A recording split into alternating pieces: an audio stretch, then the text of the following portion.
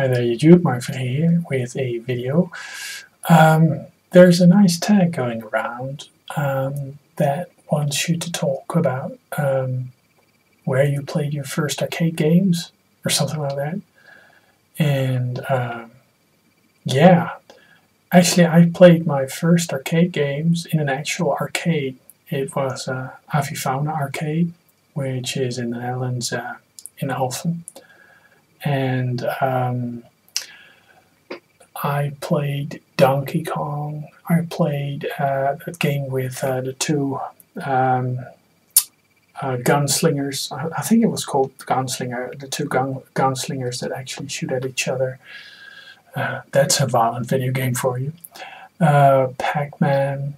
And I used to go back there quite a bit. And every time I was on a break, not the first year when I think it was 1983 when I actually played my first arcade games in an actual arcade. I did play Pac-Man in a movie theater, and I believe we just went to see E.T. or something, and then I ended up playing that game. I'm not sure what year it was, but the year that E.T. was out in the cinemas. Yeah, the old arcade-style games. I remember being totally blown away by just the sheer slickness of Pac-Man. And yeah, actually I ended up playing Miss Pac-Man a lot on the Commodore 64.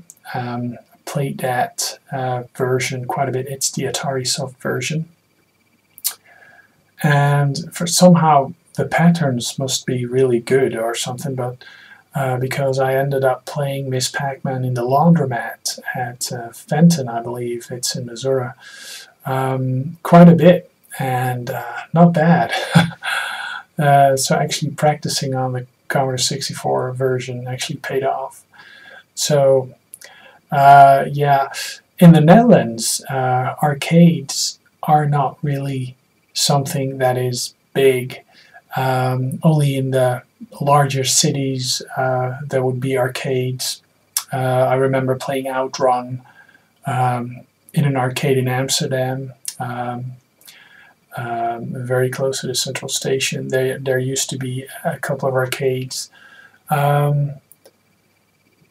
but yeah, most arcade machines were found in what we call snack bars, which are just fast food restaurants, the Dutch style, where you have sweet mayonnaise on your fries.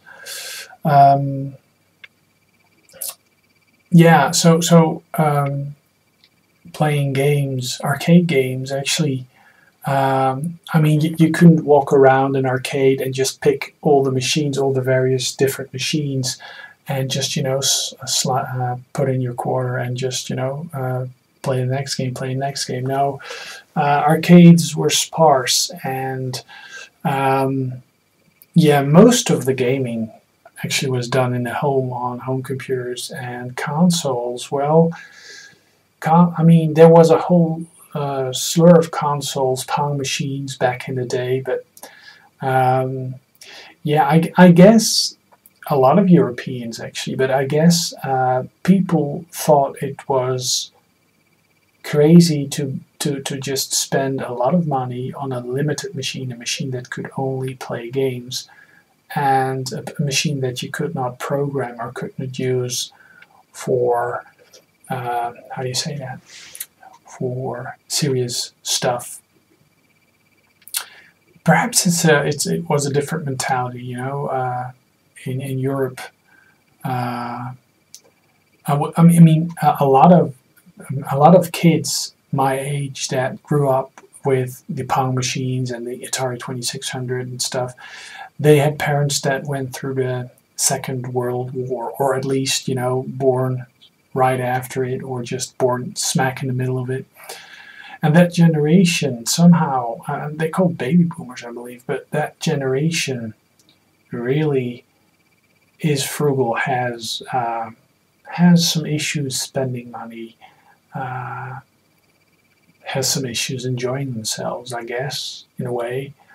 Um, yeah, I'm not sure where I'm going with this, but yeah, my first game played on an arcade machine uh, probably was, yeah, it must have been Pac-Man. It must have been Pac-Man in a cinema. And the second game I played on an arcade machine was Donkey Kong, and then some various others.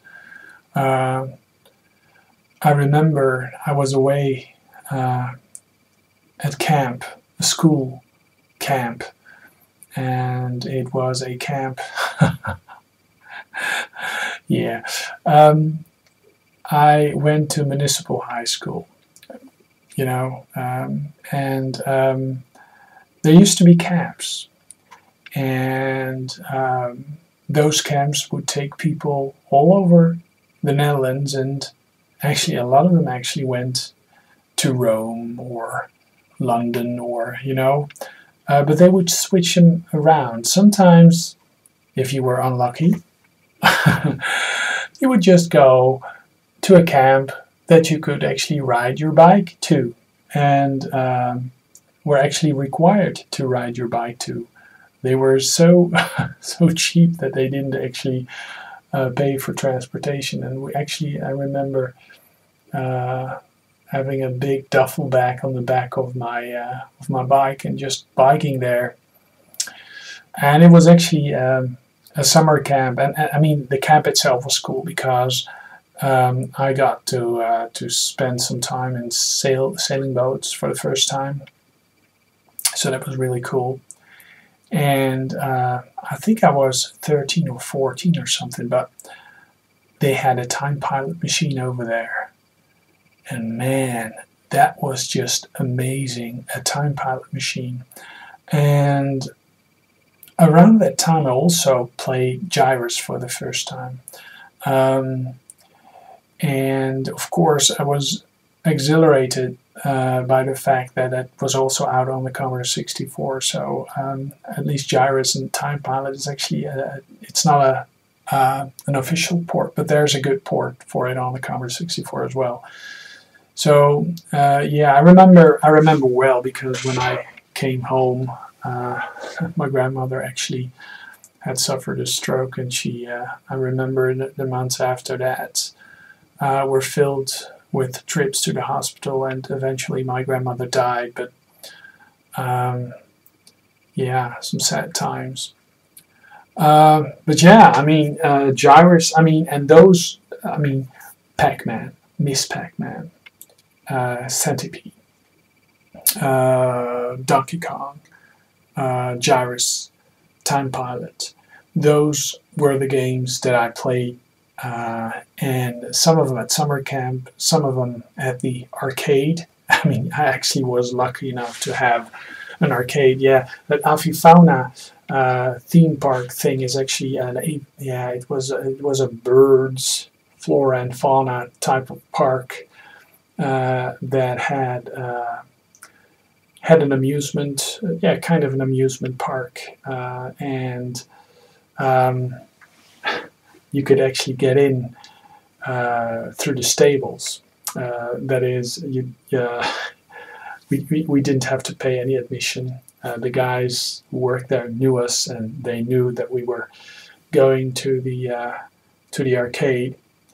And basically, we had the arcade to ourselves. Every time some lessons were canceled, the teacher was sick, or whatever, we'd just go there. Sometimes our roster was in such a way that there would actually be 1 or 2 hours in between. You had the choice either to make your homework or hop on over and spend some hard-earned cash in the arcades. Well, I ended up watching mostly because I actually didn't have a lot of money, and I wanted to spend my pocket money on something else than playing games. Losing quarters in a machine, because those machines were tough. So I actually ended up playing them at home more than in the arcades. Sometimes I would, I would play and show them how good I could play, but yeah, the home ports and the real Frogger. I forgot Frogger. There's a huge difference. I mean, they were not straight ports. The patterns and everything used to be different. So, yeah. So those are my memories, my arcade game memories, and I totally forgot who was actually responsible for the first take. I've seen numerous responses to it, so I have to trail back.